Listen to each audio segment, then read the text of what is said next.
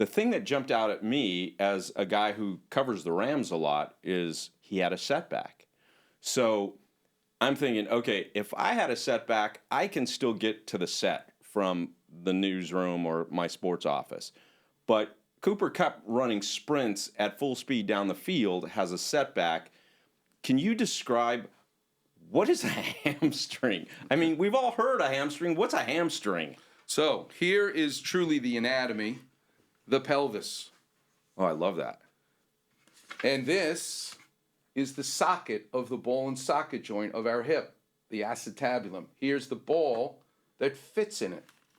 Look how beautiful this is, as this ball and socket joint allows you to flex your leg, extend your leg.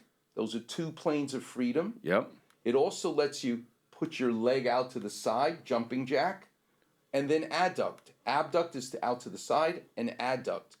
But there is 5 and 6, two other planes of movement, which is to externally and internally rotate the leg. So rotation as well as abduction, adduction, flexion, extension. 6 degrees of freedom.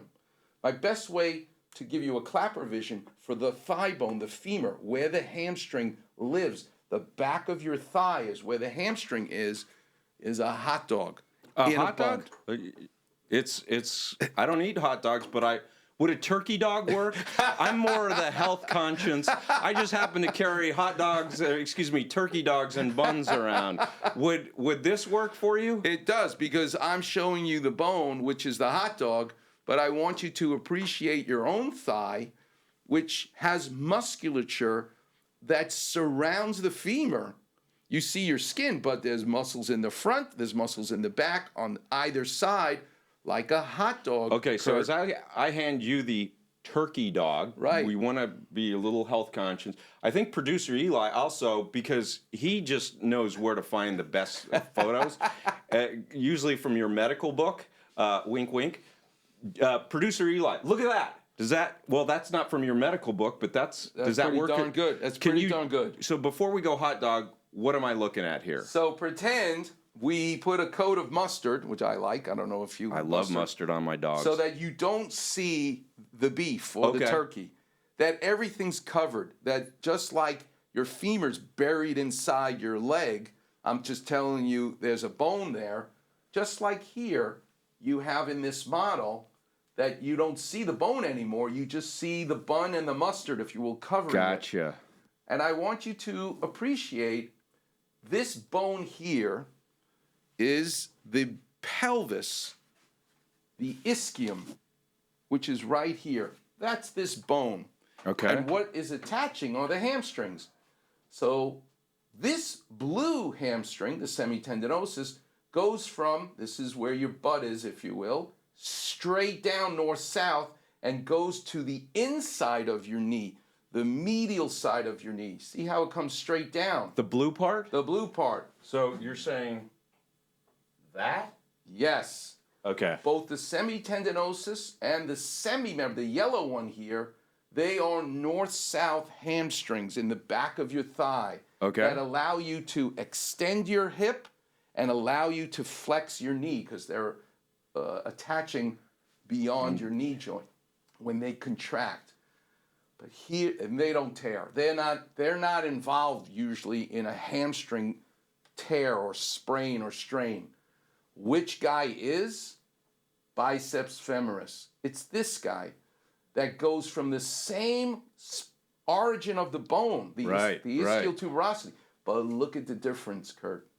It crosses the back of your thigh and ends up on the other side of the knee. It's a diagonal muscle. So you may ask, why do we have north-south, but why would we need a diagonal muscle? And so here's another Klapper vision. It involves having a bottle of beer, like a Corona. And in the old days... I'm not saying I'm a Corona drinker, but I just, coincidentally, just out of the blue, it was a great summer. And I went to Catalina Island, because that's where I love to hike and exercise my calves. And Beautiful. Catalina Island's all about the buffalo that were left there. And So you would be using a traditional pop-off, if you will, bottle opener for that type of top. Okay. So all kidding aside, how does this relate to my hamstring? Because you can easily either use your bottle opener Yep. or bang it on the side of the table, and you can lift that bottle top right off the bottle. Yep. Correct? Correct, without spilling any in Right. our studios here at College Well, of the now Canyons. we don't use bottle openers like we used to. We use a twist off. You're So- not using that bottle opener on this guy. Yeah, and it's tough. And it's tough. But look at what you're doing with your hand. You're rotating. You're twisting. It's called a twist off for a reason. You can't lever it off with a bottle opener. Right. So there's strength involved with diagonal. But more importantly, the fact that it is a diagonal means you need twist. You need rotation. Oh, okay. So that is why this is the key muscle for baseball players to swing, Cooper Kupp to run down the field and turn to catch a ball. He needs his hamstring. So if I've heard things about different strains of hamstring, third degree, first degree. What is that? Well, not only do the degrees of the damage make a difference, but here's something else that's so interesting to me about the anatomy. Notice how they're even using the word long head. Right. That immediately implies there's a short head. Yeah. That's correct. There are two heads. Okay. In Latin, like bi is bicycle, two wheels, sep is head. Two-headed muscle. This is showing you the long head, but guess what? There is hidden deep to this drawing, attached right to the back of the femur, a short head. And so both the long head and the short head are involved in the rotation. So you may just say it's just a grade 1, which on an MRI, which is some signal changes, it's not ripped in half. But microscopically, it's a tear, but it usually involves the connection of two pieces of that same muscle. You may minimize it by saying it's a grade 1. We can't make it heal fast. We don't do surgery for it. It is a very difficult injury to deal with, and you must shut someone down and have it heal 100%. Because if it doesn't, the other members of the bun will now be put into overdrive, and be careful that you don't create a groin injury, which is the mustard side of the bun that surrounds the hot dog. So if you didn't see our last show, we talked about